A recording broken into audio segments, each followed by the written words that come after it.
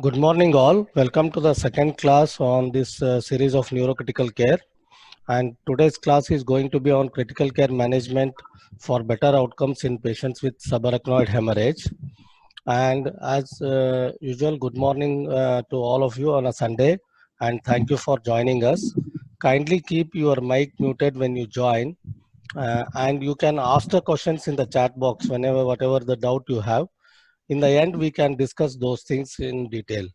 We soon will be joining by Dr. Punaya and other experts in the field. So today's speaker for this is the same Dr. Saurabh Anand. He needs no introduction. He is the Chief of Department of Neuroanesthesia and Neurocritical Care at Artemis Hospital. He is one of the most active member of Indian Society of Neuroanesthesiology and Critical Care, and he is the founder member of Neurocritical Care Society of India too. So over to you, Saurabh, for the class, and we are all waiting to hear to you. Thank you. Good morning to all, and thank you, Dr. Prasanna, for the kind introduction. And I'll thank you all. There are almost 65 participants right now on a Sunday morning. So I think the topic itself will be quite intriguing and interesting. Okay, Prasanna, I am audible? Yes, yes. Yeah, thank you. So I will take the baton from the last class only. So in the last class, I started that there is a stroke, and the stroke can be divided into ischemic stroke and hemorrhagic stroke. So one part of the ischemic hemorrhagic stroke we have discussed last time, that is intracranial hemorrhage, what to do, what not to do, and all those things we have discussed in the last class. And the recording is also available, so you can go to YouTube and have a look on that. Okay, so this time a second subset of hemorrhagic stroke, that is subarachnoid hemorrhage, we are going to deal. Now, why subarachnoid hemorrhage is actually different from intracranial hemorrhage, you need to understand that the treatment is different. How you approach subarachnoid hemorrhage is different from intracranial hemorrhage. So, what is subarachnoid hemorrhage? Now, aneurysmal subarachnoid hemorrhage is a complex, I will define it as a complex neurovascular syndrome with a profound systemic effects and associated with disabilities and mortality if not treated well. Okay, I will always describe the critical care management of subarachnoid hemorrhage as a passing battle. A baton which is first now will be going to an ER people. They have to do everything right. Then the baton will be passed so that aneurysm should be secured. But when the aneurysm is actually secured, it is only one thing which has been taken care by the surgeons or the neuroradiologist or neurointerventionist by a coiling or a clipping. So only one part, that is securing the aneurysm, that is one complication, rebleeding, has been taken care. And if you look at this heads of Ravana, you can see that there are many more complications, many other things which can actually disrupt the prognostication of these patients, especially in a poor grade patients. So, but whether this patient will go home or not, it will depend lot on the neurocritical cares and lot of these other things which have been described in this slide. So my focus will be in this lecture will be on those other things. Okay, so we need to tackle those other things simultaneously once the surgeons have started to take care of the rebleeding. So I'm not going into the details of how subarachnoid hemorrhage is going to be presented to you. We all know that subarachnoid hemorrhage present to you as a worst headache of your life. And one time I was listening to Prasanna and he was telling that it might be a worse headache than what your spouse gave it to you. So it's the worst headache, and the patient can present in any form of stroke, So initially the things remain stable. As soon as the patient comes to you in ER, A, B, C, and then look at the signs. If there are signs of stroke, headache, you need to go to imaging ASAP. After the imaging, it has been decided that whether it's a subarachnoid hemorrhage, and the imaging modality of choice is NCCT head. And then you do a vascular imaging in this. There is no doubt that whether a CT angiography or an MR angiography or a digital subtraction angiography, any kind of a form of a vascular imaging you need to do. And then you decide where the aneurysm is, whether there is an aneurysm or not, what kind of location the aneurysm is, and then decide on the treatment modalities. So as soon as a person in the ER or an anesthesiologist reaches in the ER to do a pre-anesthetic checkup, he needs to look at whether the HNS grading, the Hunt and Hess grading, what Hunt and Hess grading the patient is in, or WFNS grading, or a Fisher grading. So these are the gradings which I am not going into the details. You are going to find in any textbook of subarachnoid hemorrhage. So we are going to start our discussion from when the patient arrives in a center, or when the patient is going to be transferred from that to a high volume center. Because believe me, when a patient is going to reach to a high volume center, it's going to change the management and the prognostication and the outcome of the patient greatly. So if you look at the literature, with aggressive critical care, surgical and endovascular treatment, when they are used, functional independence can be expected in 40% to 60% of the patients with Hunt and Hess grade 4 and 5. Okay, so I will straight away jump to the scenario 1. We will discuss it case by case basis. So here is a 50-year-old man who is hypertensive, was admitted with complaints of sudden onset of severe headache and loss of consciousness, and admitted in some district hospital in Uttar Pradesh. On admission, he was conscious, oriented, and restless. His pulse was 100 and blood pressure was 200 by 100. NCCT was showing a subarachnoid hemorrhage, Fisher grade 3, with CT angiography showing an ACOM aneurysm. And they decided the patient should be shifted to Gurgaon. This was the CT scan of the patient. So what the people at that district hospital can do so that the patient should reach the high volume center safely? So there will be two interventions. One, the blood pressure control. And second is whether they can give some kind of a drug, some kind of an agent, so that the rebleeding does not happen. So the two interventions that might modulate this risk is the first is the blood pressure control. So if you look at this patient, what should be our blood pressure target? If you go back, the blood pressure was 200 by 100. Okay, so nothing needs to be done by 200 by 100 BP. Lower, if you can lower the systolic blood pressure by 180 mmHg, but keep mean greater than 90, you can lower the systolic blood pressure to 140 to 160 in this patient. You can leave your answers in the chat box, and I will wait for 2 or 3 seconds here. What do you want to do with the blood, with this kind of a blood pressure in this patients? Okay. So if I'm looking at a chat box, people are saying C, C, C, C. Those people who have answered till now, and more for a C. So see, as in the first 24 to 36 hours, there is high chances of rebleeding.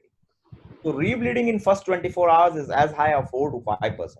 Okay, and so if you decrease the BP, there are more chances that blood pressure, the aneurysm rebleeding does not happen. But decreasing the blood pressure up to what limit? So there are no randomized control trial. Obviously, RCT is very difficult in this kind of a scenario. But you can take a clue from the ATTACH and the INTERACT-2 trial, which we have discussed last time. So they are for the intracranial hemorrhage. They are for the hemorrhagic stroke. So, but you need to interpret it cautiously. So in that trials, they have said that you can decrease the blood pressure to up to 140. Okay. But if the patient comes very early to do, like this patient, ICTUS has been done, patient has been gone to some hospital, and for them, the chances of rebleeding in that very particular time on that very first day is very, very high. Okay. So in that scenario, it will be safer to decrease the blood pressure to up to 140 or 150. Okay, from 200. But at the same time, if the blood patient reaches to you on a third or a fourth day, there will be the chances that cerebral ischemic events might have started to happen. So the period of delayed cerebral ischemia might have started. The period of vasospasm might have started. So at that period of time, that point of time, you need to take, you can be little liberal with the blood pressure. So your blood pressure can be little on a higher side, 160 to 170, depending on the situation you are in. So there is not one right answer for the patient, but depending on case to case basis, you can actually decide which way you want to go. Okay, so lower the systolic blood pressure up to 140 to 160 in first 24 to 36 hours is actually safe. But Okay. So if you look at these three guidelines, most of them have been published around 7 to 8 years back. If you look at the neurocritical guidelines, you look at the stroke guidelines, you look at the cerebrovascular European guidelines, they said that modest elevation in blood pressure do not require therapy, but if you decrease it to less than 160, it is reasonable. It is reasonable. But if you look at the European guidelines, they are very blunt. They say systolic blood pressure should be kept below 180 mm of Hg. They have given a number. So most of the time, the number lies here and not in the guidelines. So if you look at the whole scenario of the patient comes at what time, you look at the CT scan of the patient, whether the CT scan is showing a grade 3 or a grade 4 bleed, patient is looking in such a condition that ICP might be very high. So you need to take a clue from each and everything. Guidelines can guide you. There can be a rupture of aneurysm or an ischemic event related to high or a low blood pressure respectively, but this is how you take it. Now second thing is, so the answer will be that in this particular scenario, in the first 24 hours, you can lower the blood pressure to 140 to 160. Now, if you go to the second thing, does antifibrinolytic help? Okay. So antifibrinolytics are alpha-caprylic acid and tranexamic acid. So whether these things are going to help in these case scenarios or not. So if you look at all the previous studies, they were not conclusive. And what mistake they have done in previous studies were that they have started antifibrinolytic in the vasospasm period. So in the ischemic period. So they have come to the conclusion that poor outcomes outweigh the risk of prevention of rebleeding. So they were not in favor of starting the um, antifibrinolytics. But if you look at in 2022 only, there was a one study which is published in Journal of Neurosurgical Surgery. Somebody's mic or video is disturbing. Okay. So if you look at one study which is published in Journal of Neurosurgical, they have started it very, very early and they have come with a positive results. So results on short-term treatment were promising, but not conclusive. But if you look at the guidelines, the stroke guidelines have revised it in 2012. They see that for patients with an unavoidable delay in obliteration of aneurysm, a significant risk of rebleeding, and no compelling medical contraindications, a short-term therapy with tranexamic acid or aminocaproic acid is reasonable to reduce the risk of early aneurysm bleeding. Now, this is a trial which is going on still. It has started recruiting the patient in 2013. It's an ultra trial, and they are going to give tranexamic acid very early as soon as they receive the patient within 24 hours of randomization. So the results are still awaited. As I have checked the data last time, they have recruited around 900 patients. So we might get a result from this trial. But till that time, we can safely say that if your patient, like this patient, was in a district center in first 24 hours, and you are going to shift the patient to a high volume center, or for some reason or another, you are not going to secure the aneurysm right away as soon as the patient has come to you, in first 24 to 72 hours, you can give tranexamic acid. So tranexamic acid can be given before 72 hours, or you secure the aneurysm, whichever is earlier. Okay. So it is maybe useful. That is should be the bottom line. So in this patient, you can actually give for a short period of time. So now coming to the third thing, seizure prophylaxis in aneurysmal subarachnoid hemorrhage. Should we just shake it off? So as I have discussed last time that there was no role in intracranial hemorrhage, there was no role in ischemic stroke. So subarachnoid hemorrhage is also a form of stroke. So do we just stop giving anti-epileptics? So if you look at the data, whatever you look at the data, it is very, very difficult to convince your surgical colleagues that you are not going to give anti-epileptic. They doesn't understand the thing. They always say that if there is a fit, the aneurysm can rupture. But most of the time, what have been shown in the data, it's the other way around. When a patient has rebled, there has been a epileptic fit. So epileptic fit can happen. but giving anti-epileptic is not going to stop it. So it's like giving antibiotics to stop infection. Antibiotics are to treat infections. Antibiotics are not for prophylaxis other than a surgical prophylaxis, which should be for a particular time. So that is why anti-epileptics are not for prophylaxis. It is for the treatments of the epileptic fit. So, but with a period of time, if I look at my practice from last 15 years, we have actually giving anti-epileptics for a prolonged course of time. But now we have actually coming to a shorter course of anti-epileptics. So, should anti-epileptic medication be initiated in this case?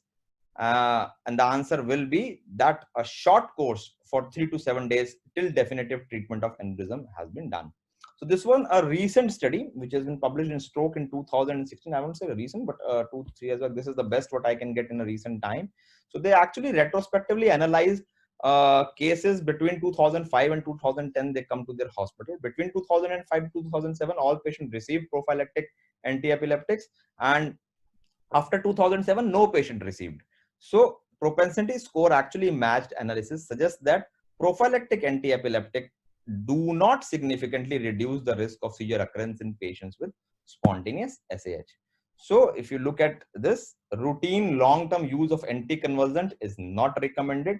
Another important thing is that phenytoin is associated with poor outcomes. So most of the time, it is the other way around. Phenytoin was the drug which was given for a longer period of time in the earlier studies. So most of the retrospective analysis were done on with phenytoin. So they reached to a conclusion that phenytoin is not good. But otherwise, also any anti-epileptic given for a longer duration is not good. So the answer is a short course for 3 to 7 days till we reach to a definitive treatment of aneurysm. So scenario 2. So we coiled the aneurysm. The ecom aneurysm was coiled. 3 days after the coiling, that is on the 5th day of the ictus, patient was slightly confused and developed slight weakness of right lower limb. So TCD was showing increased trend for mean flow velocity in MC and AC of both sides. What next? So if you look at the definition, everybody was thinking that now there is a vasospasm.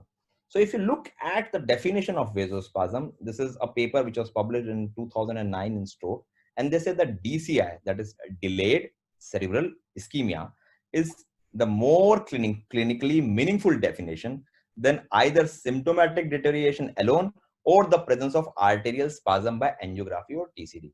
So vasospasm is a term which is restricted to the use of angiographic vasoconstriction. That can be in a CT angiography or a digital subtraction angiography or an MR angiography. Doesn't make a difference. So what is the definition of delayed cerebral ischemia? The occurrence of focal neurological impairment or a decrease of at least 2 points on the Glasgow Coma Scale. And that should last for at least 1 hour. So if you look at all the definitions worldwide, if you look at Three Idiots, also they have given the definition into 2 terms. One that is definition given by Rancho, that's a workable definition. Then there was a definition given by Silencer. So if you look at all those definitions, the important thing is any focal neurological deficit after securing the aneurysm, which is not attributable to any other cause.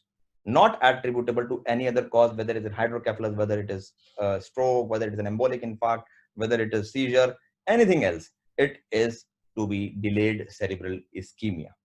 No, another important thing is that, see, this definition says that should last for 1 hour. No, last for 1 hour.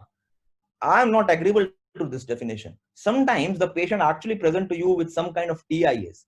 Waxing and waning is happening to the patient. Sometimes slightest headache is happening to the patient. And it is an increase of headache from the previous day. So you need to catch it early. What's the goal? The goal is that the patient should not develop a permanent ischemic lesion, that is cerebral infarct. So you have to prevent infarction at any cost. Okay. So another important concept is that cerebral vasospasm is not equal to delayed cerebral ischemia. Now, what does that mean? So that means that majority of the research was actually focused on that cerebral vasospasm is the most important cause of delayed cerebral ischemia, period. But actually, when they show and they do the research, they say that it is not true at all. Because if you look at the angiographic vasoconstriction during the second week post subarachnoid hemorrhage, it is around 70%. But the clinically detected delayed cerebral ischemic lesions were only in 30% of the patients. Why rest of the patients were not developing the ischemic lesion? After subarachnoid hemorrhage, sometimes we see that there is a hematoma or a dense clot in the right MCA, and patient develops a cerebral vasoconstriction or a vasospasm on the left side. So why there is a different territories involved if the vasospasm is the only cause? So another important thing, nimodipine, which remains the only pharmacological treatment to improve outcomes after DCI, yet this benefit is not achieved with angiographic evidence of cerebral vasodilatation. So you need to know nimodipine is working by other mechanisms and not by dilating the cerebral vessels. So Saurabh, yeah. 1 minute. Can you remove those annotations? You have made some marks, no?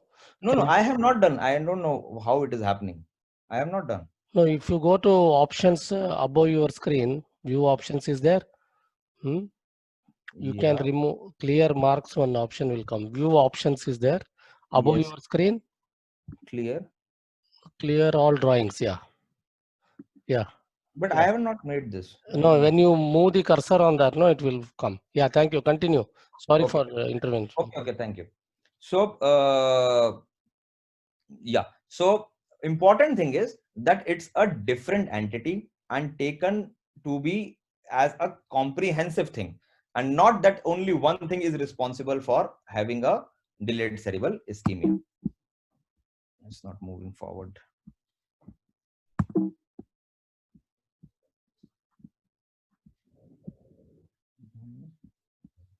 It's not moving forward.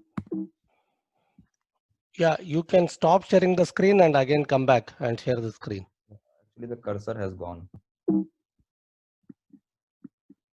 Yeah. Yeah, now you can share again and. Yeah. So one thing which everyone needs to know is that entire picture of delayed cerebral ischemia is multifactorial. So I'm not going into the pathophysiology of delayed cerebral ischemia, but I always teach my colleagues and my students is that like sepsis is multifactorial, delayed cerebral ischemia is multifactorial. Like there is a no magic bullet for sepsis, there is no magic bullet for delayed cerebral ischemia. You need to treat the patient as a whole. Entire picture is dependent on, there are so many pathophysiological events which are happening. There was a resurgence when there is a cortical spreading depolarization, which has been defined as a wave of depolarization in the gray matter that actually propagates across the brain at 2 to 5 millimeter per minute, and which leads to depression in evoked potential and suppress the spontaneous EEG, and it is responsible for hypoperfusion and vasoconstriction. Everywhere there is CSD, that is cortical spreading depolarization. But if you look at everything, there is microthrombosis which is happening, early brain injury which has actually happened at the time when the patient was admitted or at the time of ictus. So important thing is that you need to treat patient as a whole, and you need to do something very right in a wholesome way and not dependent on only one thing. So this is a good slide as a pathophysiological phase. And if see, one thing which you need to remember is when there is an aneurysm rupture, there is a sympathetic activity which actually happens at the time of rupture. So most of the cardiopulmonary complications like increase in troponins, ECG changes, neurogenic pulmonary edema, or a cardiogenic pulmonary edema turns out to be a neurogenic pulmonary edema later on. These happen in the early phase of the disease. Decrease in cardiac output. All this happens in the early phase of the disease. Slowly and steadily, the myocardial starts to recover. But this delayed cerebral ischemia, this happens after a third day. It peaks on a 7th to 9th day, and then slowly, steadily decreasing in the second week of the illness. So that's the major difference. That's the major line in between them. So what will be our goal? So our goal will be, as I have already told you, that early detection of impaired cerebral perfusion. there should be a strategy for detection and confirmation of DCI, which should be employed. Okay. Now coming to the management. So management can be divided into what you do as a treatment and can you do something to prevent it. That is the profile access part. So if you ask me that if you can do something to prevent it, I will say no, you can't do anything to prevent it, but you can do something so that the effect might be less pronounced. That is what I can do. So nimodipine, after that British trial, that nimodipine is the only drug which we all using from years.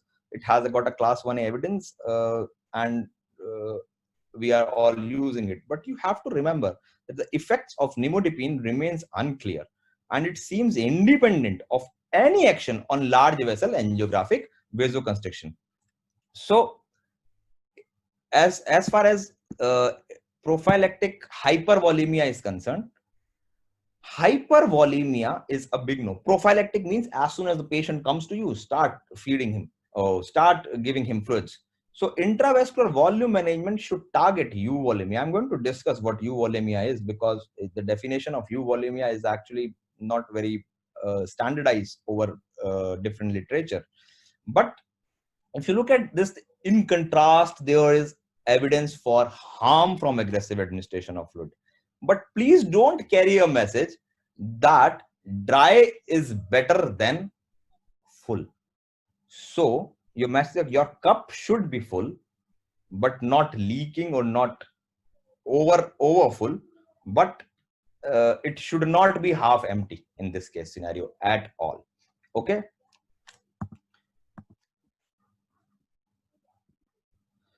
So it should not be practiced. So if you look at how you are going to monitor your patient in delayed cerebral ischemia, most important thing in good grade patients, those patients who are good grade, not intubated, not on ventilator, able to respond to your commands, is a clinical. Now, what you do in a clinical monitoring, apart from doing a GCS monitoring, which the staff is doing for you, you need to tell the staff that what you need to be looking at. Supposing there is an ACOM aneurysm, there's a bleed in that territory only, you need to tell the staff, please look at the power of the lower limbs. Please ask the signs or symptoms which are related to frontal lobe. Ask them whether where are you, who are you, your name, where do you live. So all those things, subtle sign, definitely a patient going to give you once the patient is developing that cerebral ischemia.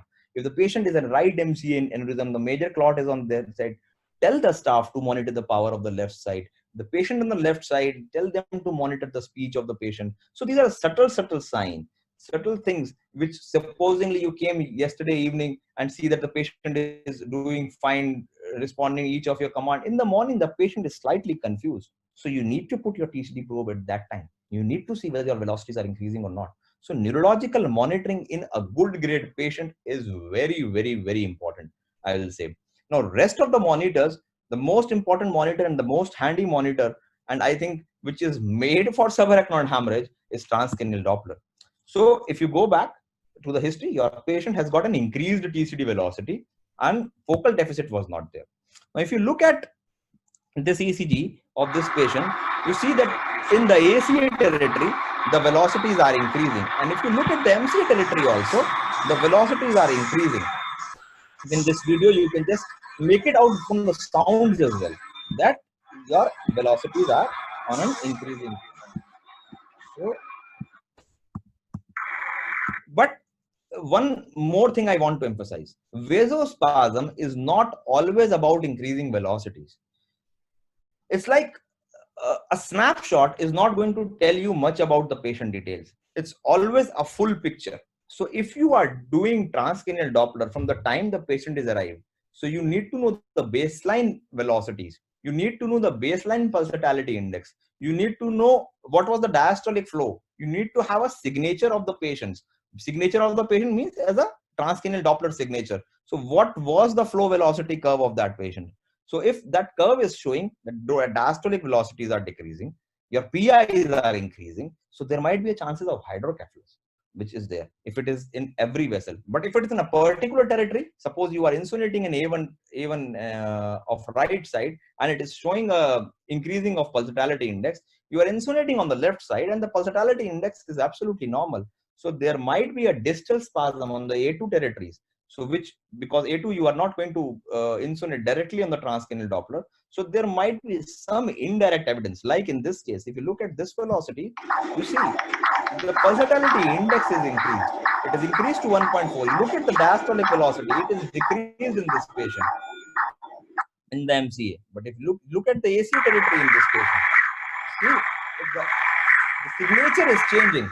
So so what I mean to infer from these things is that don't look at only one thing. That velocity is more than 120 to 150, or it's a mild spasm. 150 to 200, it is moderate spasm. More than 200, it is severe spasm. Now you look at the Lindgard ratio and you see that it is more than 6, or it is a severe spasm. Yes, definitely there is a point in that.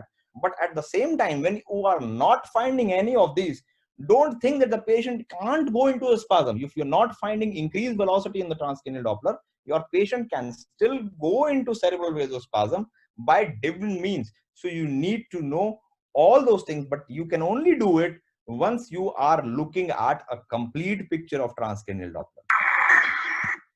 So what are the poor prognostic factor on transcranial Doppler? So we have discussed that. Important is, suppose there is an early rise of mean flow velocity on day 3 itself. You know now this patient is going to suffer from this vasospastic episode for a longer period of time.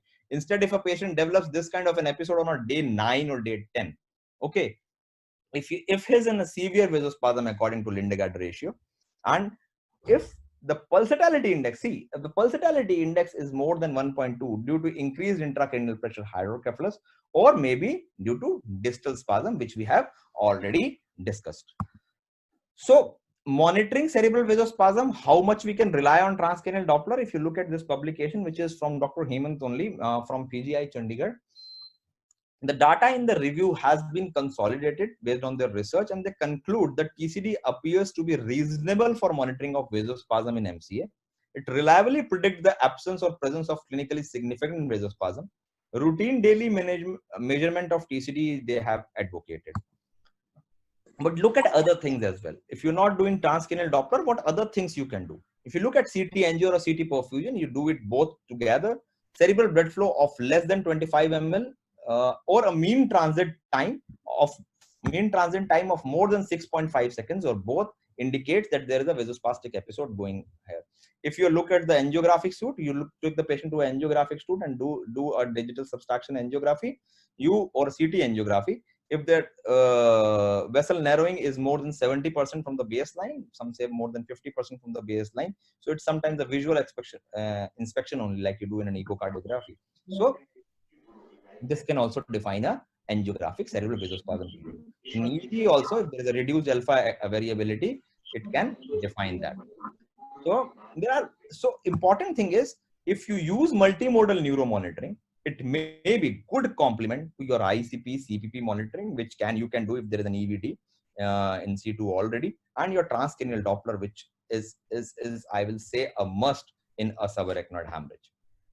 So if I look at the transcranial Doppler and will form a protocol according to transcranial Doppler, what will be there?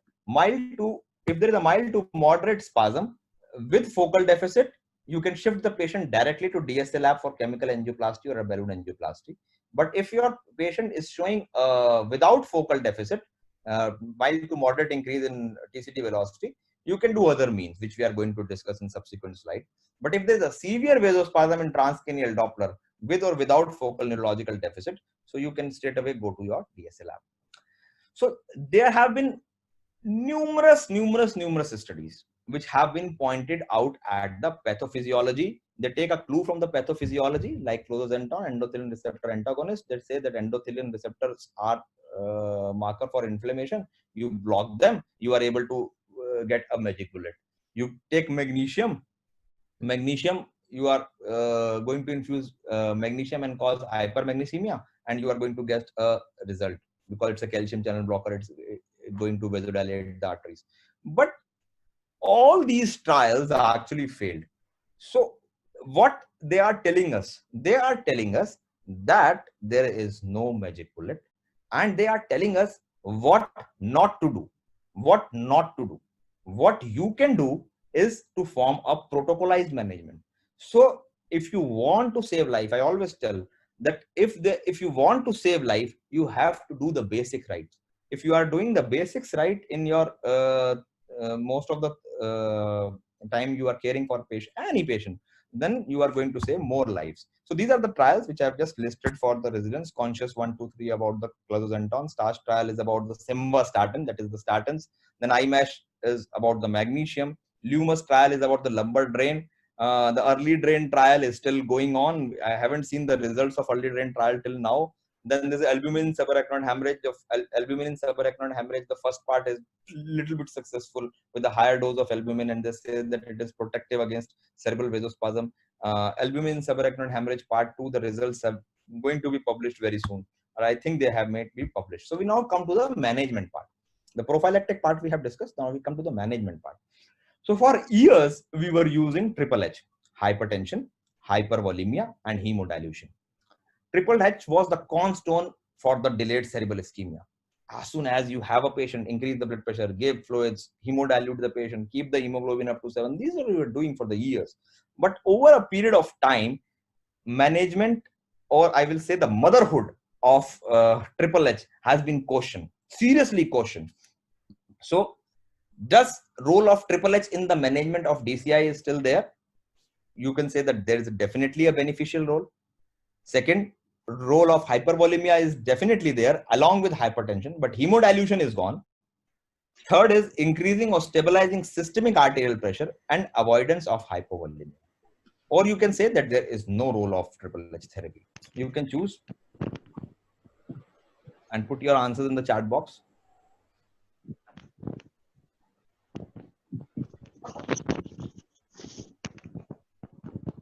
So if I look at the chat box, most of the people are choosing the option C. So increasing or stabilizing systematic arterial blood pressure and avoidance of hypovolemia. So why this has happened? So if you look at the study, a meta-analysis which was done found no good evidence for a positive effect of triple H therapy or any of its component on cerebral blood flow after subarachnoid hemorrhage. There was one study which were actually stopped in between, Himalayas study, which was stopped in between. So we are not thinking that any in the near future you are going to get any randomized control trial about triple H. So, and if you look at those guidelines, which is published in 2011 and 2012, so prophylactic hypervolemia is not recommended in any of the guidelines. Induction of hypertension is recommended for patients with delayed cerebral ischemia. So, and the second important thing is maintenance of euvolemia, and normal circulating blood volume is recommended to prevent delayed cerebral ischemia. So only H in triple H is hypertension. So that is a reasonable step. Now, how you achieve hypertension is another thing. So most of the vasopressors which have been recommended is noradrenaline or phenylephrine. The reason might be brain lacks alpha-1 receptors, so there is no vasoconstriction in the brain vessels. And second, importantly, I will say that the most titratable effect have been achieved with these two drugs. Okay, but how do you achieve that? What blood pressure you stop? What blood pressure is the target you should choose? So I will say that it will comes with the clinical practice. You can choose MAP as a guideline. You can choose systolic blood pressure as a guideline. There is nothing which describe that in the literature which blood pressure should you choose. But always see the baseline blood pressure which the patient comes in, and start after aneurysm has been secured. Start raising it slightly. Raise it to 20, 25 mm of Hg and see the effect. See the neurological improvement in the patient. See your transcranial Doppler velocities. If your patient improves, it's well and good. Otherwise, raise it further. So 160, 180, 200. It should be in a stepwise manner. And in that stepwise manner, you always check for the neurological status of the patients. And if it is not improving and your patient is still deteriorating, rush the patient to the DSA lab and see what's happening in the vessels. Okay. The second most important thing is the euvolemia. Now, euvolemia is easier said than practice. How do you know that your patient is euvolemic? How do you know? So I will say that you can know that your patient is euvolemic by doing a meticulous work. Now, meticulous work involves, you see intake and output of the patient. You see whether your patient's IVC is full, empty, variable. You look at the central venous pressure. If you have put a central venous line for a craniotomy, don't just remove it on a second day. Just look at the numbers. Look at what is the trend. What is the trend of central venous pressure? And add 1+1 always into it. 1+1 in monitoring, always make it an 11 and not make it 2 always. So remember to monitor it in a diligent way. Always look at, so if you look at the IVC, you look at the CVPs, you look at the stroke volume variation, you look at the end diastolic volumes in echocardiography. If you have a probe, you can go for an echo as well with IVC. So all those things will give you an idea whether your patient is euvolemic or your patient is behind in fluids. That's the most important thing. So increasing blood pressure is sensible. Keeping your patient euvolemic is sensible. You're keeping your patient hypervolemic, your IVC is fully dilated, then you need vasoconstrictions to increase the blood. So you should always remember that I have mentioned that in the previous few minutes back as well, that cup should be full. I don't want audience to get that message that drier is better than full. Slightly overfill cup is much better than a drier, including that your cardiac actually status doesn't preclude that fullness of the cup. So this you should take always in mind. So look at all these things. But supposingly, now your patient of delayed cerebral ischemia does not improve with your blood pressure augmentation. So you have put a patient on NOR-ADR. Whether you put your patient on a dobutamine or a milrinone in this kind of a scenario, yes or no. So see, if you look at the patient, if your patient is your relative, you say, okay, I have tried triple H, I have given hypertension, my patient is euvolemic. No, patient is not improving. I'm not in a setup in which a patient can be vasodilated in the night. So I'm sitting, I have done what I can done. No, you need to go further aggressively, increase the blood pressure further, increase the cardiac output. So if you look at this protocol, which has been published in Montreal Hospital in Canada, they started milrinone at a dose of 0.5 microgram per kg per minute and increased up to 1.5 microgram per kg per minute. And they have recommended that in their protocol. So inotropy, if the patient with delayed cerebral ischemia do not improve with blood pressure augmentation, a trial of inotropic therapy may be considered, and I will say should be considered. Inotropes with prominent beta-2 agonist property may lower the mean arterial pressure for a subsequent. We all know that, and that time you might require to increase the vasopressor dose. So further in this patient, we also done the same. Noradrenaline was used to increase the blood pressure. Milrinone was also added in the form of inotropic support, but patient improves for a short period of time, but again deteriorated and developed lower limb weakness. Now what to do? So straight away, you shift the patient to angiography suite and detect whether there is a cerebral vasospasm there or not. But I always say, and a word of caution here is, please do a CT scan before shifting the patient to your angiography suite. Because most of the time, there might be an hydrocephalus which is developing. There might be a cerebral edema, and you start vasodilating that patient which is going to have a cerebral edema, you will be in a soup. You might already develop an infarct. There might be a dense weakness on one side of the limb, suppose the lower limb in acorn aneurysm, and you see a well-developed infarct. So there is no point in dilating that patient. So always go and have a look at the CT scan before you rush your patient to DSA lab. So what next? So we have done the DSA of this patient, and if you look at the ACA territories have been spastic, MCA territory was also spastic, and we give nimodipine and milrinone, and nimodipine 3 milligram, and milrinone can be given 8 milligram intraarterially in every territory. And so when you are giving this, what is the most important thing? I know that most of the people are anesthesiologists here, so I just a little bit mention about the intraarterial therapy. When you give chemical angioplasty to these patients, that is nimodipine and milrinone, most of the time the blood pressure starts falling in the DSA lab. Don't worry about that. Start giving noradrenaline. Start, if you want to add vasopressin at that time. You might go to a supramaximal doses of noradrenaline or vasopressin, add some fluid boluses to it, and you need to maintain the pressure somehow in the DSLR, because these drugs are short acting drugs. They are going to be vanished from the system very soon, because that is why when you dilate with intra-arterial Milinon, you put the patient on IV Milinon in the neurointensive care unit as well. So use those vasopressors to maintain the blood pressure, because we need to tide over this crisis for a particular period of time. Once this crisis is over, we have seen that blood pressure has been recovered, patient is good, patient is moving both the legs. So that is what has happened with the patients, and that is what I have published in a protocol for cerebral vasospasm in Journal of Neurosurgery as well. So what is our institutional protocol? So a following standard protocol of care is applied to all the patients. On admission, they receive nimodipine. We maintain euvolemia, as I have already informed. If the patient is on a ventilator and wants to put a Ryle's tube, we give nimodipine through Ryle's tube only. We don't use IV nimodipine.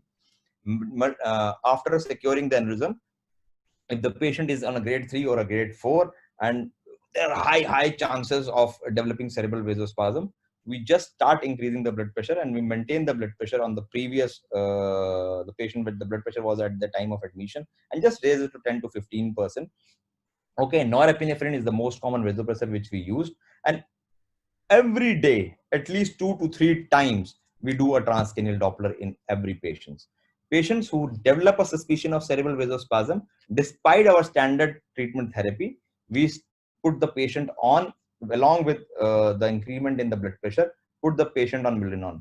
But if the patient develops a focal neurological deficit at any point of time, we skip all the step and shift the patient to DSLR at the same time and give the doses which I have mentioned already of the nimodipine and Milinon.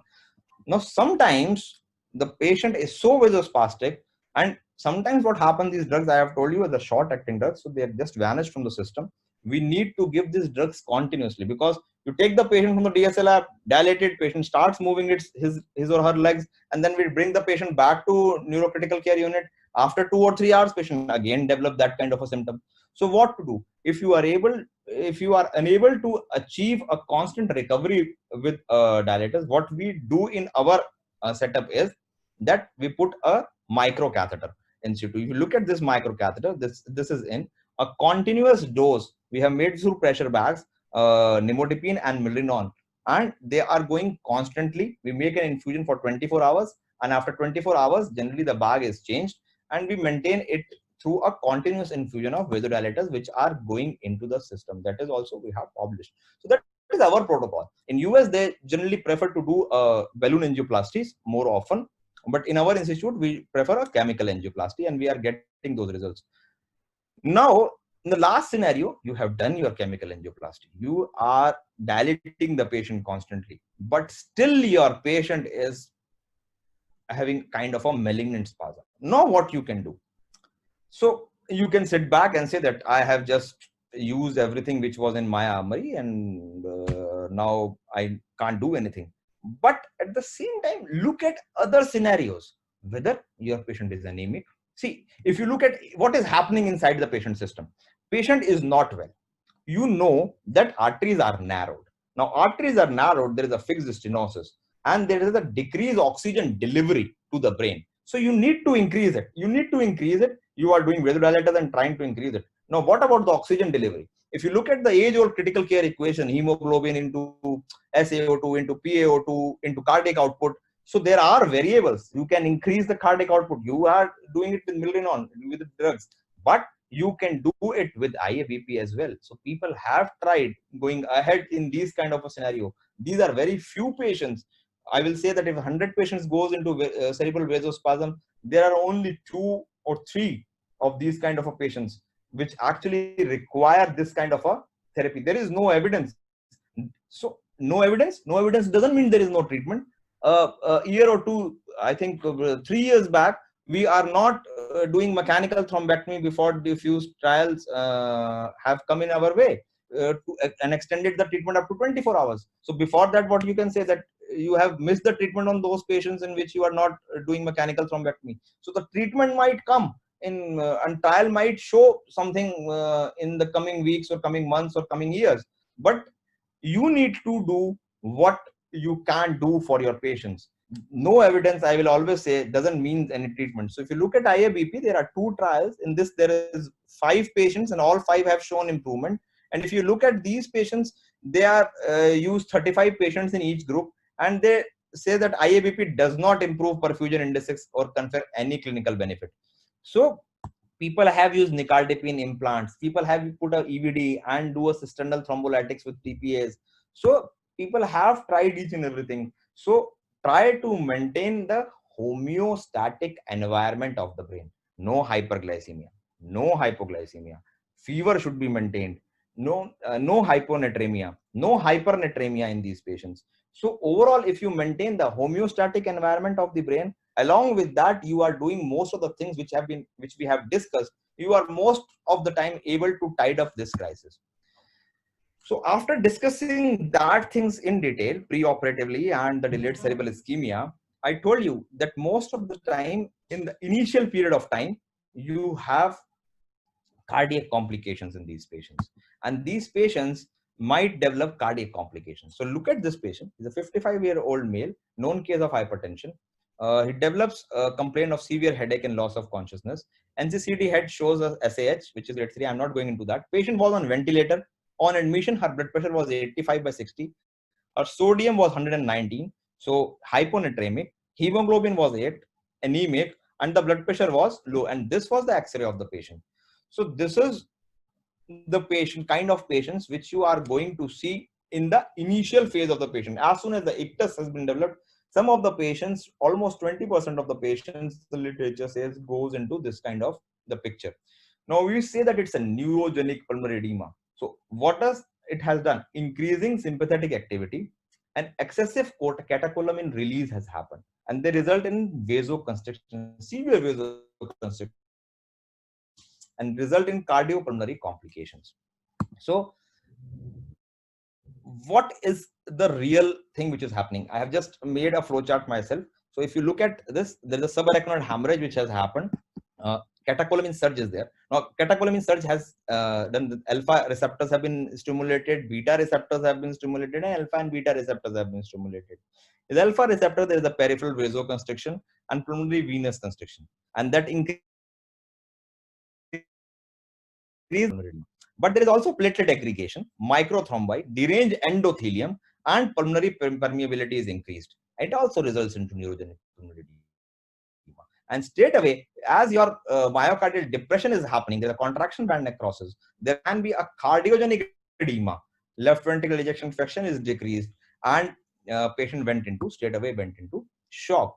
So what are the recommendations to monitor these kind of patients? So as such, recommendations have been given, but I will say that baseline cardiac assessment should be done with serial enzymes. ECG should be done. Echocardiography should be done. So in our unit, we always do a baseline echocardiography in these patients, especially see that these patients starts improving. If patient starts improving in day 3, day 4, their ejection fraction starts improving, their RW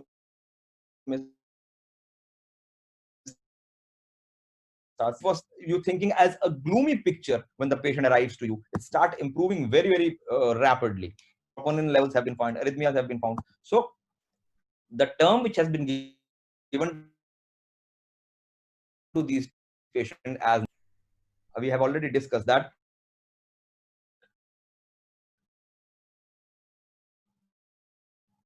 uh, 3 days monitoring, I've discussed that you need to do monitoring.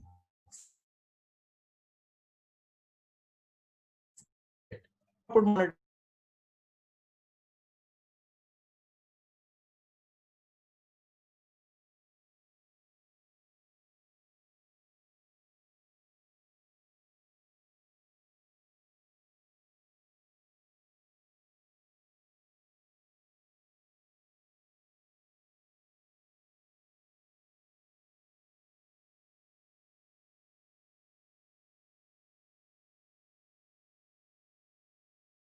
So as regards hyponatremia, I said that independently hyponatremia has been associated with a cerebral infarction. So hyponatremia should not be there in these patients. We all know most of the time there are two pathologies in which we are confused: cerebral salt wasting or an SIADH. But in subarachnoid hemorrhage, typically I have seen that most of the time it is cerebral salt wasting. It is more common to have a hypothalamic dysfunction in these patients. And but at the same time, if SIADH is the cause, you need not to restrict the fluid to treat this patient. Rather, use your hypertonic saline, or I will say a mineralocorticoid like fludrocortisone in these patients, so that hyponatremia should be covered. So fluid restriction, it has been shown in numerous studies, should not be used to treat hyponatremia. You have to enterally administer salt tablets, and early treatment with hydrocortisone or fludrocortisone you can give. You can use 3% saline solutions to correct hyponatremia as well. Now, I have discussed that you have to maintain the homeostatic environment of the brain as such as well to decrease the chances of delayed cerebral ischemia. So, if your patient is having fever, now fever is most of the time, if you look at the initial, it's mainly non-infectious. We have discussed that in ICH as well. But most of the time, this fever is there if the patient is poor grade and have more subarachnoid blood or an intraventricular blood. And you need to see those patients who are particularly have a risk of going into cerebral vasospasm. You need to control fever. Though in the independent studies, it has not been shown that it is going to improve the functional outcome. But I will still say and recommend that aggressive work of fever should be done. But at the same time, as we discussed last time, if there is a shivering, there is a protocol to control shivering as well. So shivering is much bad than the fever. So most of the time, what we use drugs. I will just straight away come to the protocol of having fever. We just rule out infectious cause.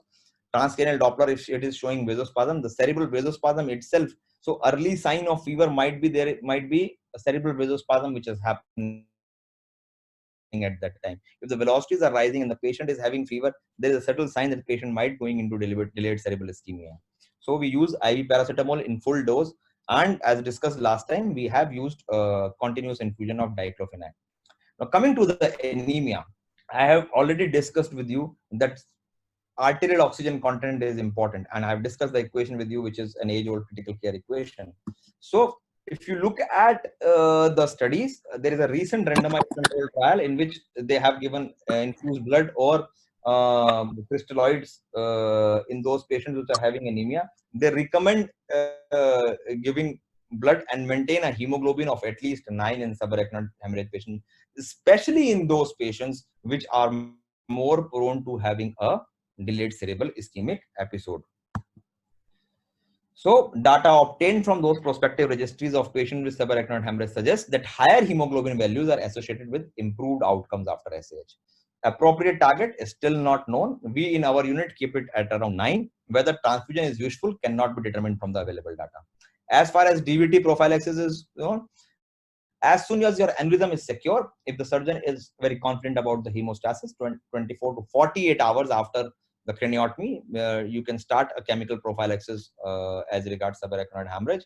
And in coiling, see, they are using heparin even before coiling or securing the aneurysm in a large doses. So, and then they are using intra-arterial Riopro as well, Piximab in antiplatelets when there is a clot.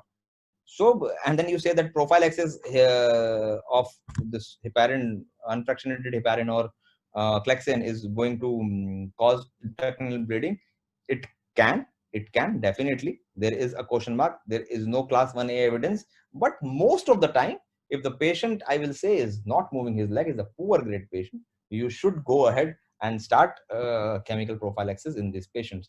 And this statement from Neurocritical Care Society US also prognosticate that put the patient on pneumatic compression devices pre-operatively, intraoperatively, and post-operatively, and you can start at least unfractionated heparin at least 24 hours after the aneurysm has been secured.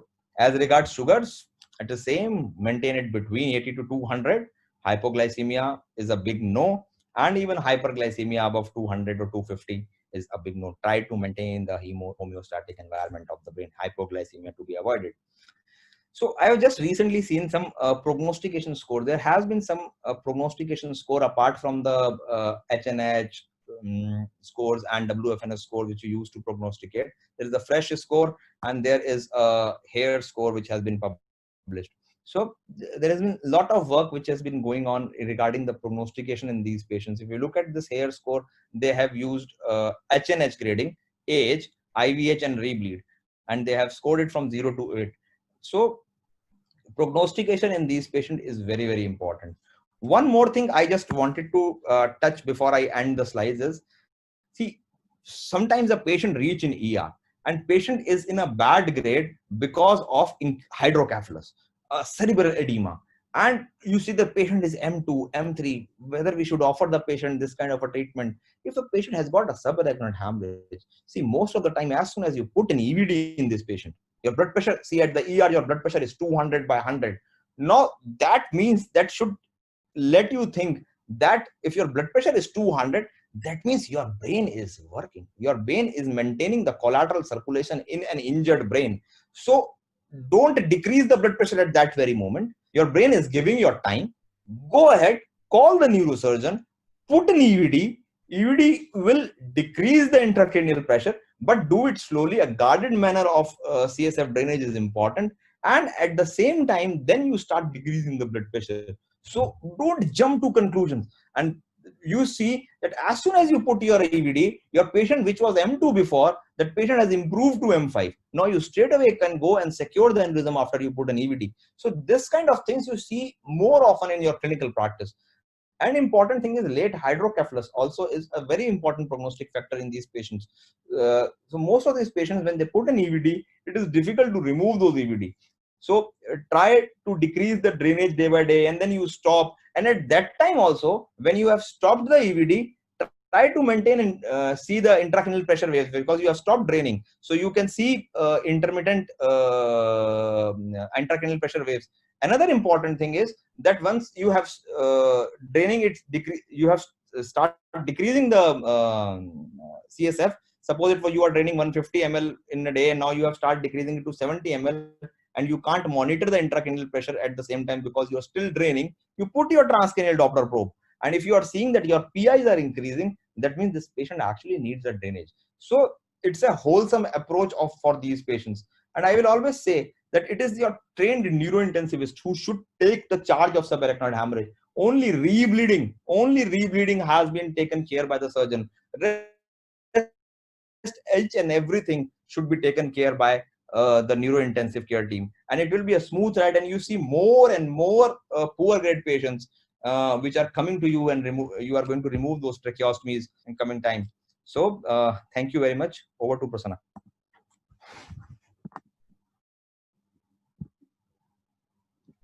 Yeah, thank you, Saurav, for that wonderful presentation and nice slides with very well covered review of literature and also covering your protocol of Artemis. That's wonderful to listen. So I think any more comments? There are some experts available with us in the group who have joined in. Keshav, Dr. Keshav, comments from your side? I think it was wonderfully covered, Dr. Saurabh. As usual, nice learning and teaching. Your way of this, the slides also, the filmy, that is very good. One thing I would like to the residents, like there is in the pathophysiology of SAH, the blood pressure management at different stages of the this SAH, it is very, very important. Initially, when the blood pressure, this is not coiled or it is not clipped, so your blood pressure is like 140, 160. So you have to decrease the blood pressure. Once it has been coiled or clipped, it has been secured, then you are increasing the blood pressure. And of course, you have to see the basic, the fundamental of the patient, what actually the patient was. And then you can increase the blood pressure 20 to 30% above to see that the DCI is not there, and to increase the collateral perfusion. And thereafter to rule out the DCI, as Dr. Saurabh told, in the various stages of the DCI. So that blood pressure management is very, very important. Yeah. So that thing I want to do. Yeah. Dr. Anil Parak sir wants to make a comment. Yes, sir, please. Yeah. Good morning, everyone, and excellent presentation, Saurabh. And I just wanted to know what is your hemoglobin, what you like to keep in your cases, and particularly at your institute, Artemis, lower hemoglobin threshold. No, sir. We generally used to keep, see, sir, if a patient is a good grade aneurysm, there are less chances of patient going into cerebral vasospasm or delayed cerebral ischemia. We generally keep at a restrictive level. No problem with a hemoglobin of 8. We don't go below 8 in subarachnoid hemorrhage at any cost. But if the patient is going to develop cerebral vasospasm, more chances of getting into cerebral vasospasm, patient has got an increased TCT velocities. We are dilating the patient every other day. So in that kind of a scenario, we generally maintain a hemoglobin of 9 in these patients. So that is how we tackle in our institute. And we don't shy away in giving a transfusion. No, that is fine. That's the reason I asked. Thank you. Good. Dr. Punaya? The comorbidities, if the patient is comorbid, that also will add Yeah. to the Ischemic heart disease and all. Dr. Punaya, are you there? Yeah. Yeah, please. See, the one thing is about the dilemmas when we are doing TCDs regularly. Sometimes you might see a patient in which the velocities will be higher, but clinically the patient will be absolutely all right, but the velocity might be touching 180, 200 and things like that. So what is the protocol? How long you keep the patient in the ICU or the step down to monitor when the patient is clinically the patient is without any deficit or the patient is absolutely okay, but there is a TCD wise, there is a rise in velocity. So always we talk about picking things early. So now we have picked up something early.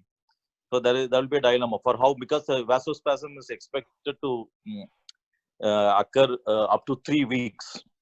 Okay. So this is one dilemma we face clinically. This should be discussed. Dr. Saurav, you have any opinion on that? So if I can, I don't want to share my slides again. I have shown a TCD guided protocol as well. So what we do in our institution is, see, if your TCD velocities are rising and your patient is okay. So this is one set of things which is there.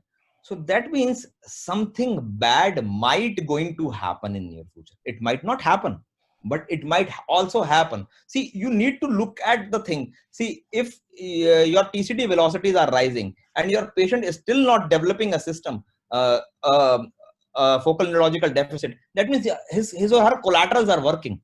His or her collaterals are working. Still your patient doesn't develop a symptom. That means her collateral system is working and the patient doesn't develop a symptom as of now. But if your patient's TCD velocities are definitely rising, your Lindgard ratio is also showing. See, sometimes a patient is on a hyperdynamic circulation and your TCD velocities are rising because of that. You're putting a patient on NOR-ADR and seeing that your TCD velocities are rising. So at the same time, I always said that measure the baseline, it's increasing trend. You're saying the Lindgard ratio, it's increasing trend. Definitely in that kind of a scenario, I took my patient to a second level of investigation, whether to do a CT angiography or straight away took the patient to a digital subtraction angiography lab. I took the patient to DSA lab if the patient is indicating a severe vasospasm criteria in transcranial Doppler. That means something bad is going to happen. I don't wait for the night. In the night, everything will be slow, and morning I will wake up with an infarct in the patient. Why not do a DSA and get away with these things? No, but patient is asymptomatic. It doesn't make a difference for me. It can be symptomatic in another hour or so. No, that will be, I think that will be very, very aggressive way of treating a patient, but we don't know at this point of time whether it really improves the outcome of the patient. The second thing is that if you see the Denmark study, the European trial, as you know, in the Asia chapter also it was discussed.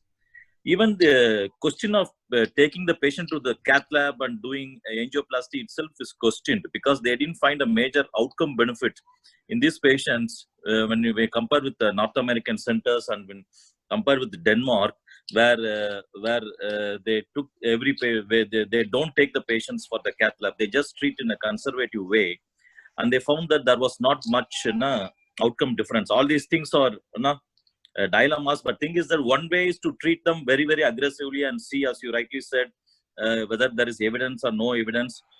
By applying precise medicine, you just treat those patients and see how it works. The other way of treating is that treating them more conservatively, thinking that all these interventions are not, because even if you do chemical angioplasty, you must have seen And even if you do post-op prolonged infusion of nimodipine, sometimes these effects are only very, very short acting.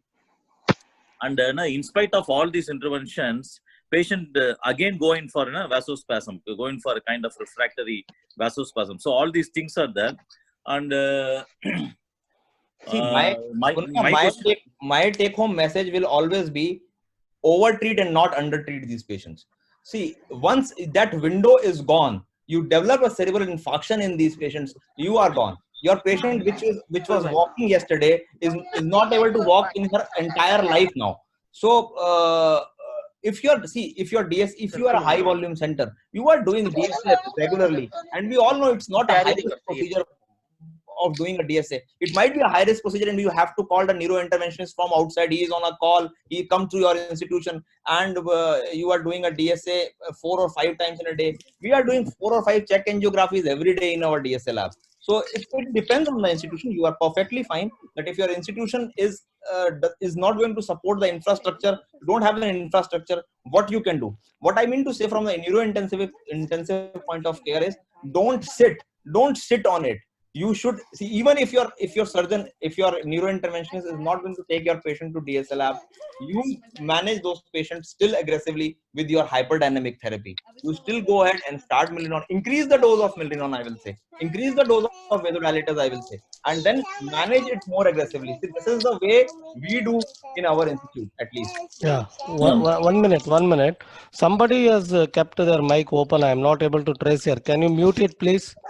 Prasanna, you can take questions from the chat box. So Yeah. otherwise, list the questions. Yeah. So one very important question what they asked: why don't you use IV nimodipine? Why do you use oral nimodipine? Why do you prefer so much? Like one of the questions. I will answer this. So we have used IV nimodipine in the past, in 2009, 7 to 9. But what we have seen is that IV nimodipine is associated with significant hypotension. Even oral nimodipine has been associated with significant hypotension. Yeah. And definitely your hypotension is going to harm your patient much more than what the nimodipine is going to benefit. So always keep that in mind, that blood pressure needs to be maintained at any cost. Your blood pressure takes precedence over any drug. So if you are giving an IV nimodipine and your blood pressure is falling, that's not good for us. So we generally give a 60 milligram 4th hourly dose of nimodipine, and if that is also causing hypotension, we reduce the dose to 30 milligram. So at one point of time, do you completely stop nimodipine that when you want to give a induced hypertension? Okay, single we don't generally stop nimodipine. We generally don't stop unless and until it's as soon as we give the dose, it is going to cause significant hypotension in the patient. We reduce the dose to half, and if that is also causing hypotension, then we momentarily stop the drug, definitely. Okay. So what is your take on this nimodipine improving the outcomes? Because it has not shown to improve the angiographically the cerebral reduction of cerebral vasospasm, and there is some marginal benefit than the significant benefit. Do you think that 4% absolute risk reduction is marginal or a significant benefit? I will say that if the study is going to be done today, it's going to be failed miserably. Yeah. Okay. So, but because in the literature it has been described as class 1A evidence, and if you are not giving nimodipine, patient take your treatment protocol to some other hospital. They say, oh, nimodipine, you are not starting nimodipine. You have done a big mistake. So as if it's going to tide over from everything. It's not. It is not a magic bullet again, I will say. Okay. This one more question is, what they have asked is how frequently you monitor the patient for neurological deficit. I think it must be similar to the other patients. How frequently you monitor neurologically? It will be much more than that. Much more than that, yeah. Much more than that. Another important thing is, I will always say that please give your staff the clear instruction. See, you tell them, they will monitor GCS. They are going to, sir, GCS is this, GCS is fine. So GCS might still be there for a confused patient. They will say, sir, E4, V5, M6, or V4, M6. So you will also say that it's okay.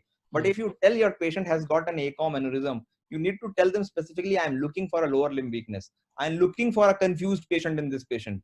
So tell your staff correctly, at least your team leader of your nursing staff, what you are looking in these patients. So you should not miss the early signs of cerebral vasospasm.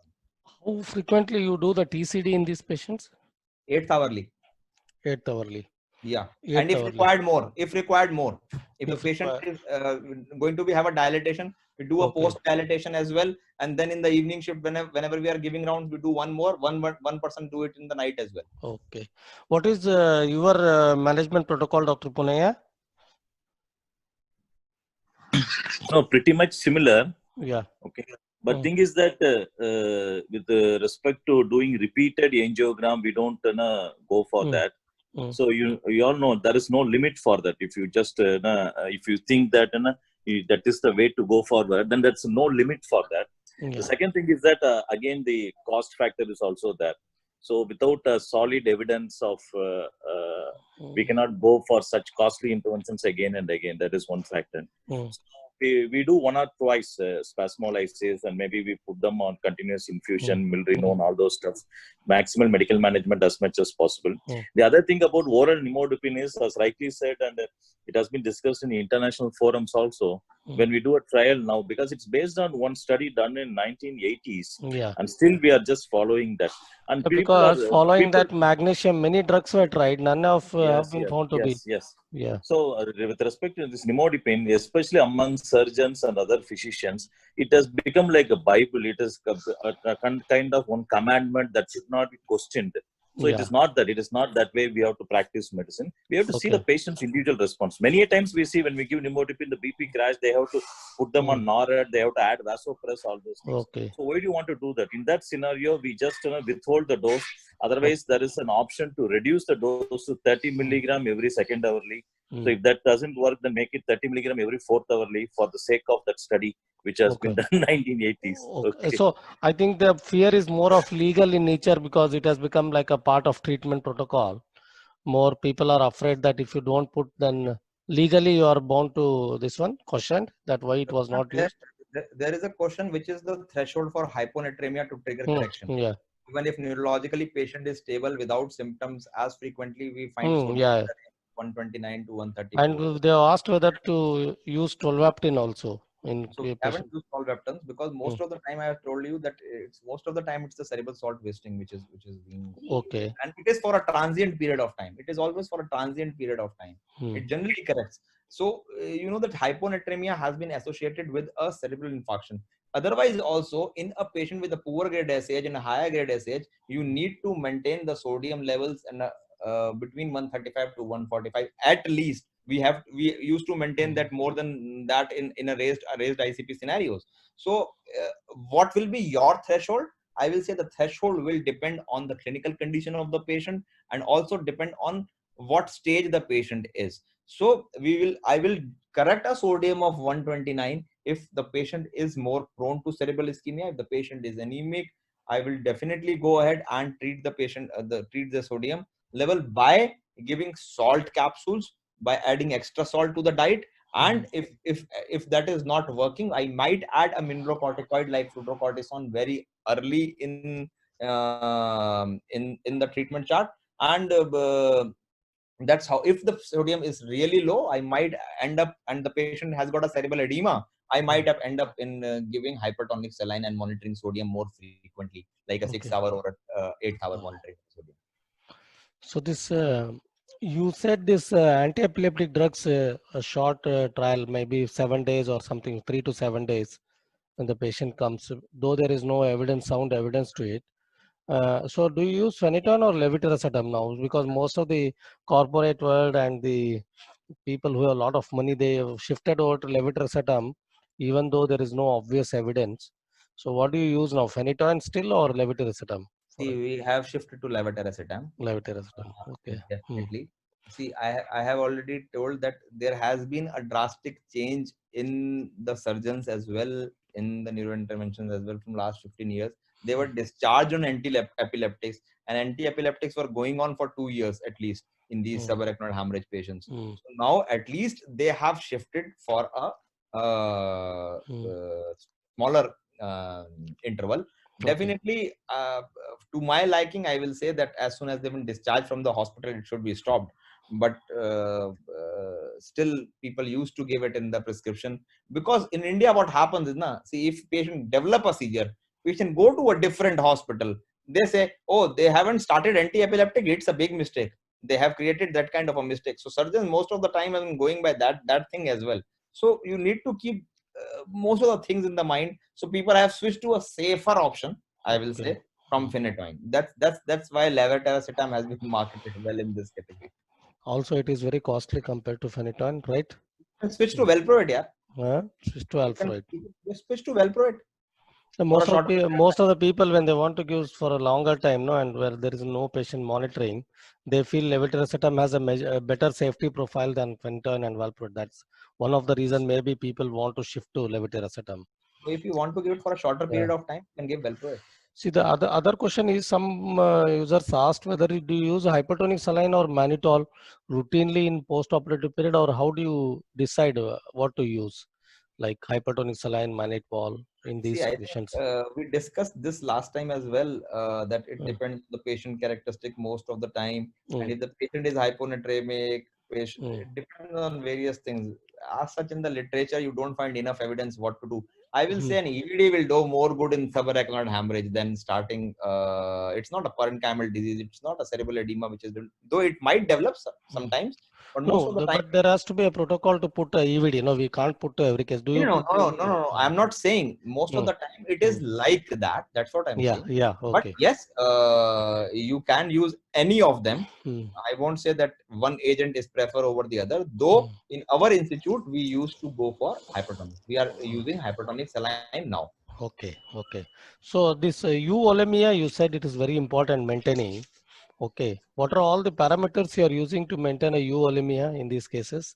Like, is it only CVP, IVC? Is there any use of IVC diameter for spontaneously breathing patients, like any collapsibility index? How do you see dynamic assessment of volume status?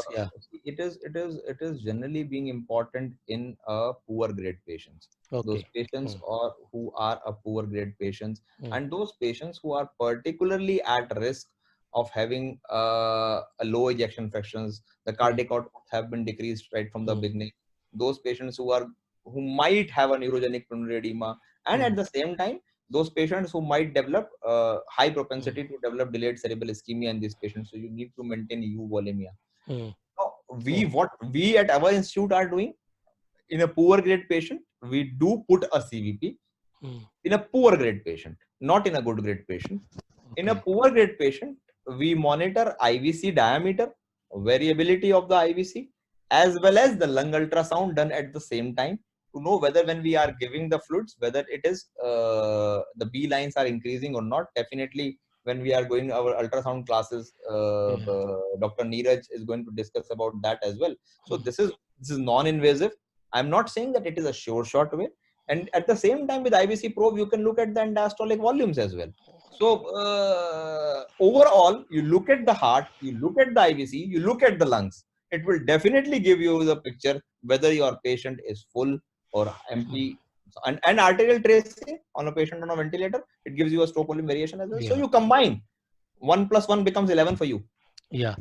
Any choice of fluid for this, colloids or crystalloids? Colloids, obviously, nowadays a lot of people are discouraging them.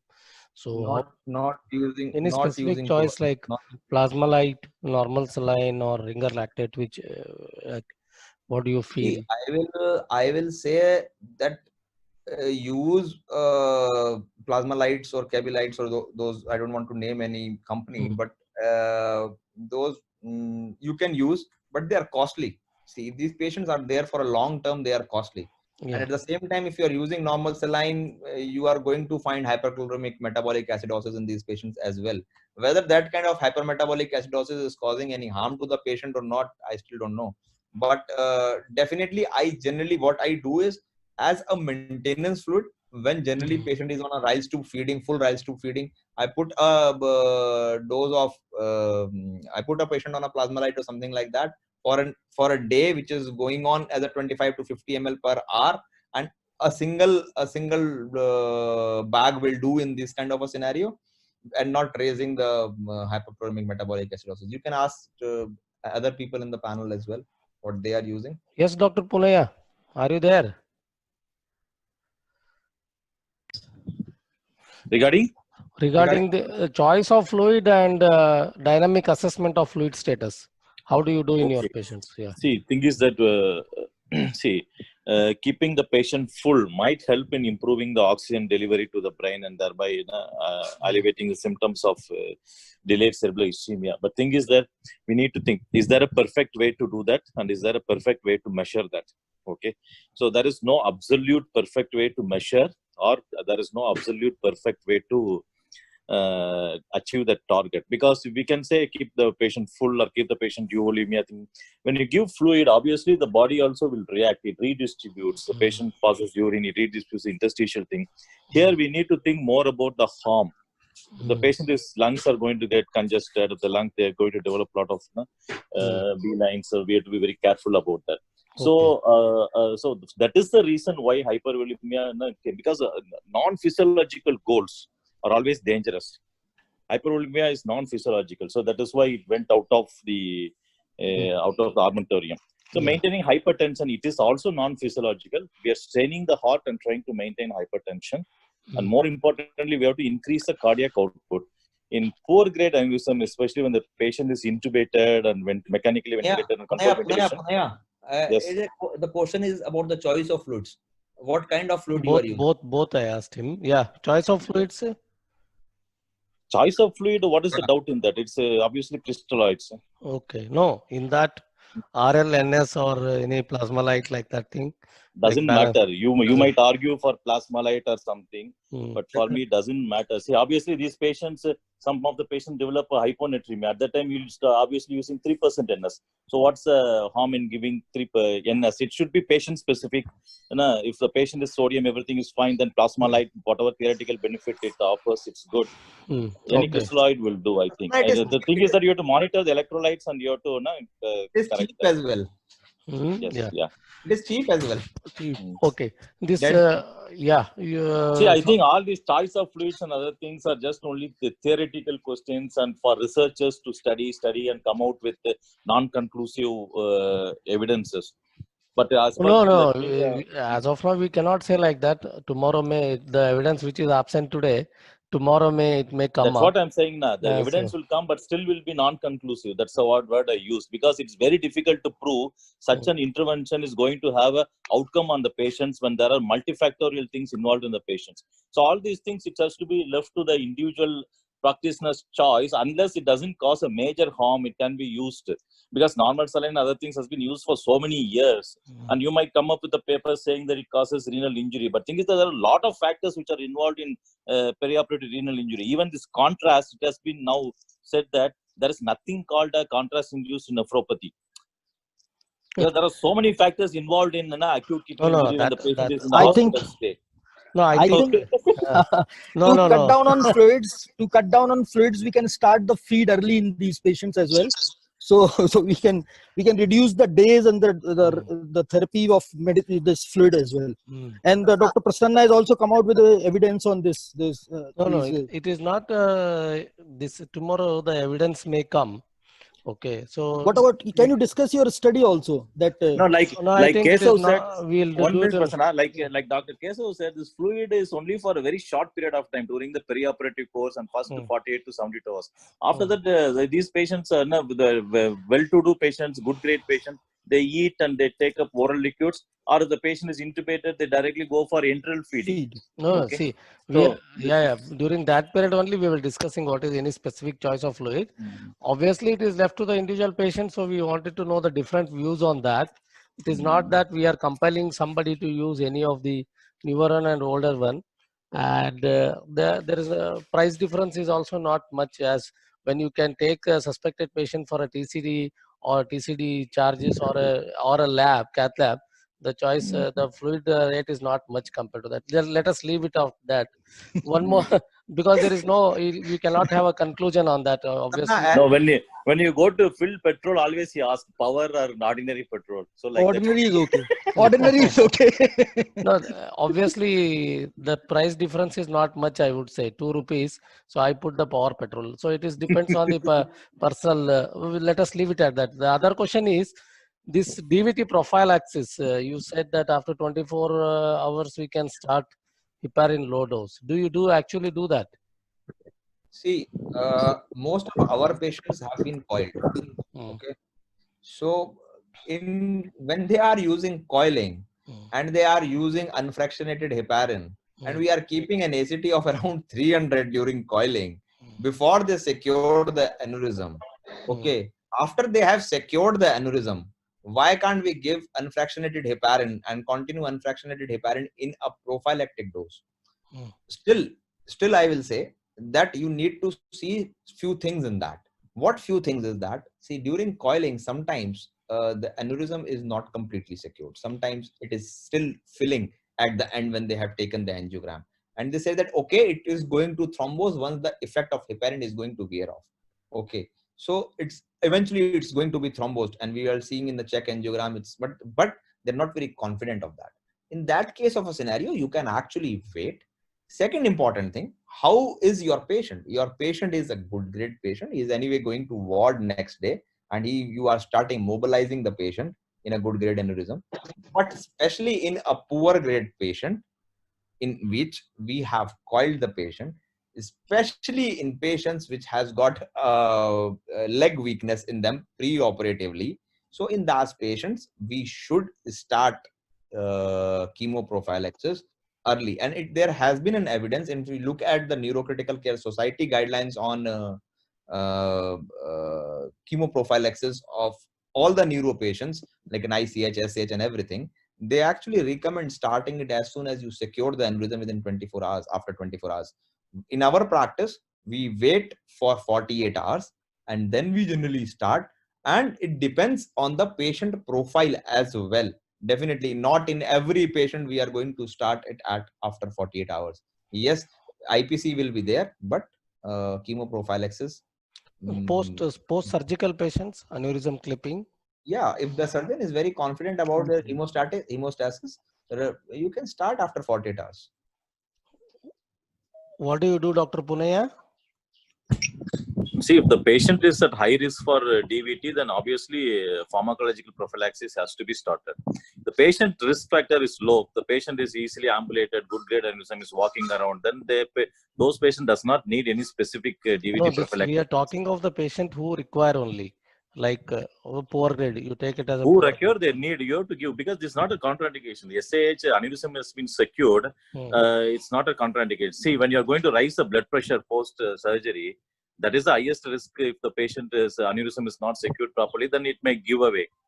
Okay, this if the patient is higher risk for thrombal prophylaxis, immediately after 24 hours we can start low molecular heparin. We don't use unfractionated heparin because low molecular heparin is easier to use and it's a good safety profile than unfractionated heparin. So we always go for low molecular heparin. Okay, okay. I think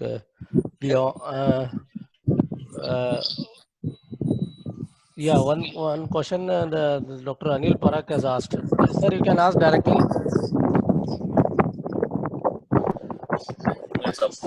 Yeah, no, I just wanted, once I had seen like 2 aneurysm, we could coil 1. What is any management change or blood pressure, something different? That's I wanted your opinion. See, sir, that question has been typically, if you look at the AHA guidelines of 2012, that was the specific question asked. Even in the neurocritical care guidelines, they have asked that there are multiple aneurysms and you have treated the one which you think that has caused the subarachnoid hemorrhage, that has caused the bleed. You have treated that patient. Rest of the aneurysms are still unruptured and in the system. So they say if the patient require a hyperdynamic therapy in these patients, because that the patient is going into cerebral vasospasm, there is no contraindication. You can give hyperdynamic therapy in these patients. There is no contraindication that there is an aneurysm present and that can rupture. Though theoretical risk is there, the recommendation is still 2B, if I remember correctly. I might be wrong. I will send you the link of those guidelines. But still, they clearly say that focus on the aneurysm which has been ruptured. You have to focus on that management per se. So you can go for your blood pressure augmentation, go slowly and steadily, and you can do that. Thank you. Thank you. Okay. I think we have completed most of the questions. So the only issue what happened today is I lost the this video recording for some 2 minutes of time. So I have now 2 different video recordings.